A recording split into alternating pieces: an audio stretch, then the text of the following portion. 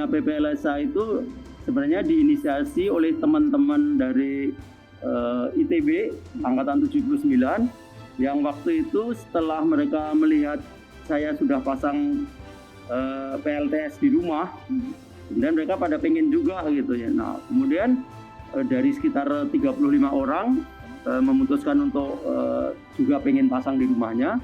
Setelah kita pasang untuk ke 35.000 itu, ke 35 orang berpikir kenapa kita nggak bikin semacam perkumpulan atau sarana supaya kalau kita ngomong bisa didengar pihak yang lain, atau untuk edukasi masyarakat dan seterusnya.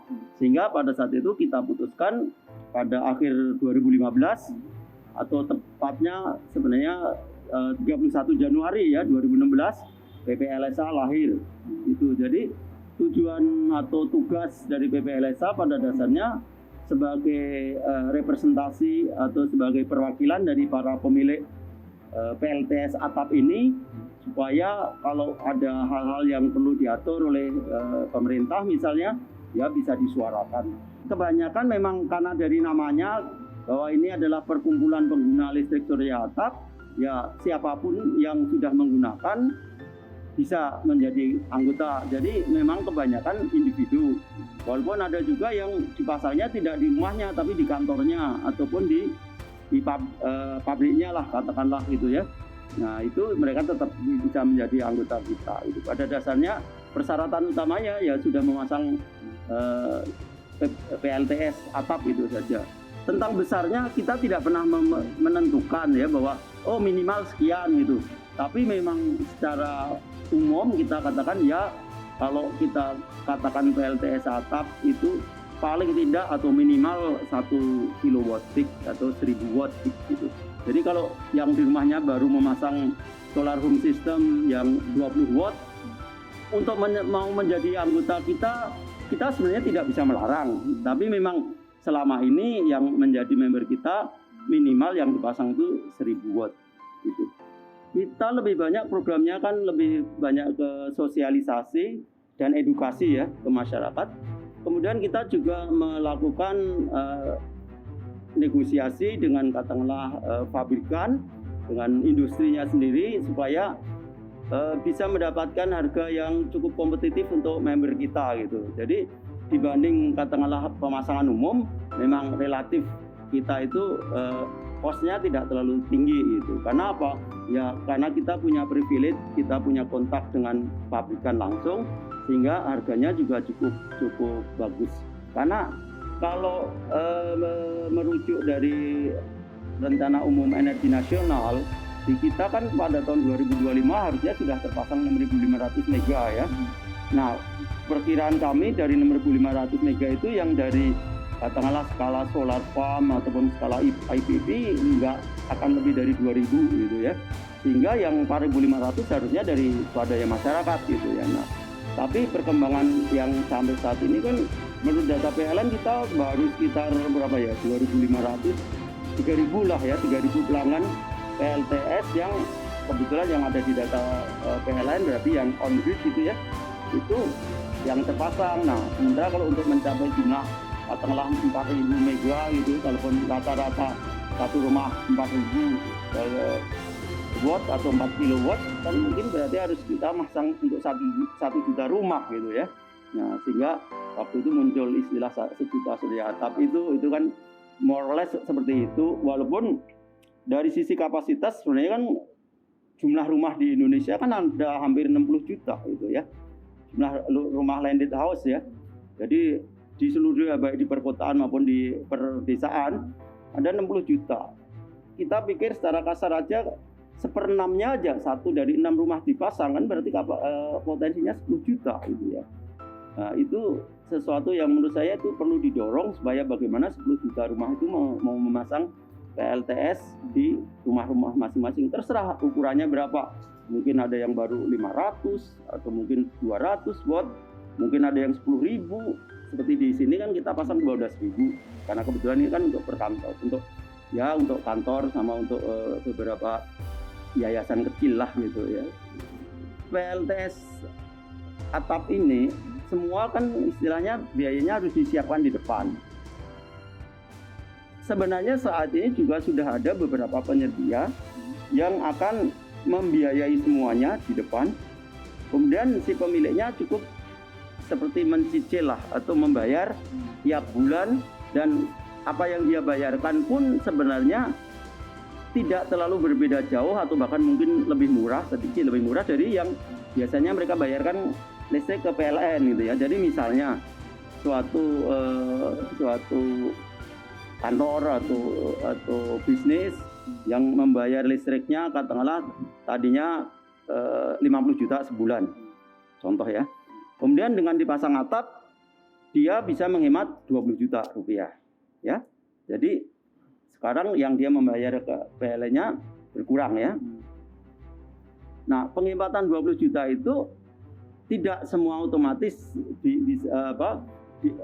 harus hilang sama sekali, tentu enggak. Karena kan ada seseorang yang membiayai itu ya. Nah, bisa jadi misalnya dia untuk penghematan yang 20 juta itu dia cukup mengangsur atau cukup membayar 19 juta per bulan ya. Ya, secara overall dia masih menghemat 1 juta. Tidak terlalu banyak memang, tidak terlalu terasa juga ya. Dari tadinya 50 juta kemudian berkurang jadi tinggal 49 juta, mungkin tidak terlalu terasa. Tapi sebagai inisiasi saya rasa itu cukup bagus. Karena memang yang membiayai itu adalah perusahaan yang memasang ya. Tapi ya itu tadi minimal yang mereka mau paling tidak 100 kilowatt. Jelas itu bukan skala rumah tangga ya. Jarang skala rumah tangga yang memasang 100. Walaupun bisa, ada beberapa rumah cukup gede dipasang 100 kilo. Tapi memang ya jarang sekali gitu.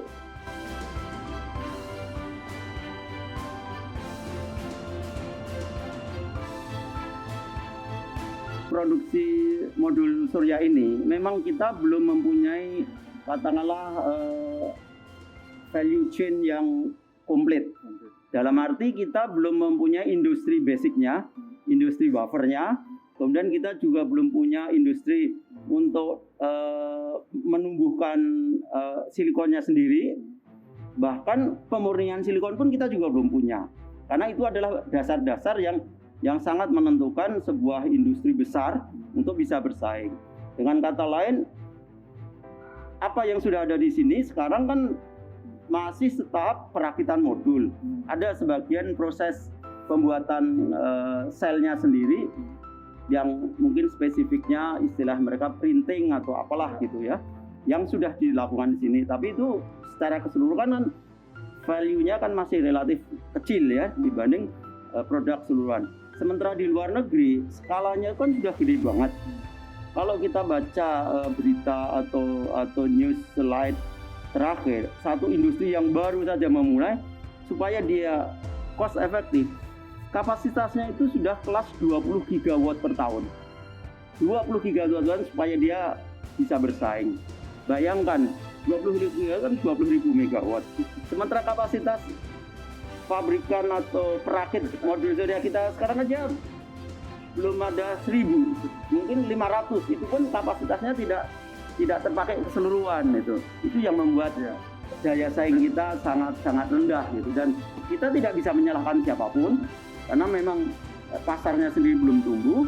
Kedua, teknologinya kan berubah sangat cepat. Untuk bisa mereka mengikuti perkembangan itu butuh biaya cukup mahal, cukup research dan development yang cukup mahal. Dan tentu kalau mereka penjualan saja nggak ada, bagaimana bisa untuk membiayai research gitu ya. Jadi ya dalam konteks itu menurut saya kita harus mawas diri aja lah. Kita menyadari diri sendiri ya memang mungkin bidang itu bukan ekspertis kita gitu. Kita sementara ini masih sebagai pasar dari produsen luar negeri. Tetapi seiring dengan berkembangnya waktu ya kita mungkin bisa mengupgrade dan kita bisa membuat produk-produk yang lebih kompetitif. Itu pandangan saya.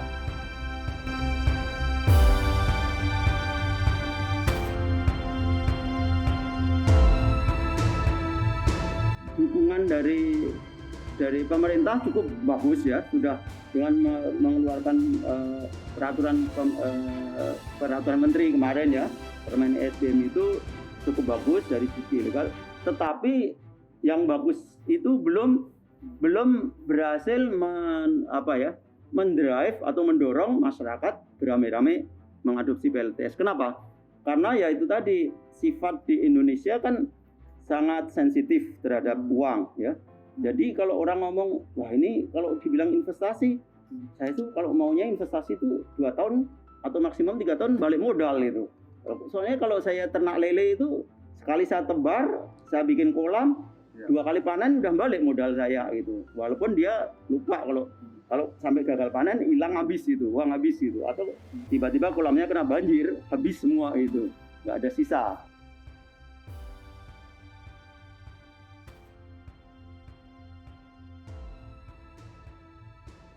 Karena kita memang tidak bisa memaksa masyarakat sih pertama. Kedua ya kalau dari sisi organisasi kita tetap sosialisasi, tetap memberi contoh, tetap mengencourage dan tetap menginfokan kalau ada perkembangan baru, kalau ada sesuatu yang menarik atau ada sesuatu yang bisa dicontoh, itu yang kita lakukan.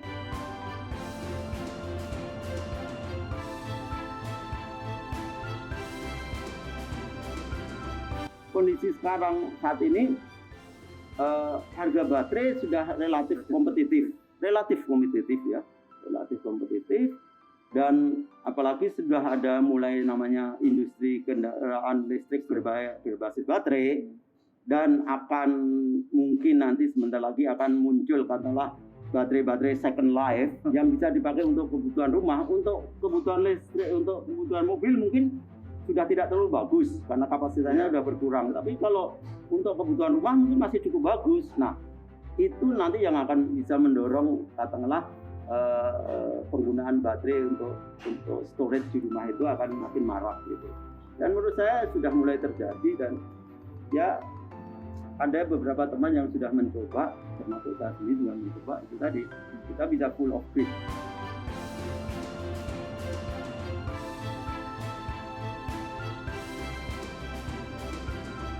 Harapan kalau menurut saya gini, untuk teman-teman yang pengen mencoba, pengen mulailah aja. Kalau kecil nggak apa-apa, bisa aja katakanlah, oke, saya mau mulai cuma 1 panel aja. 1 panel ada yang harganya cuma mungkin beberapa ratus ribu, ya kan? 100 watt, cuma untuk supaya ada feeling, karena saya dulu juga mulainya juga gitu. Bahkan saya panel pertama kali yang saya beli cuma 20 watt gitu. 20 watt, jadi saya coba, saya ukur, menarik juga nih. Ada sesuatu yang bisa dipakai, kemudian tapi 20 watt masih terlalu kecilan untuk kebutuhan saya. Kemudian waktu itu saya coba yang 200 watt udah lumayan ini, sudah bisa ngecas baterai, bisa untuk lampu luar semalaman nyala gitu. Kira-kira seperti itu. Mulai aja hal-hal yang simpel seperti itu.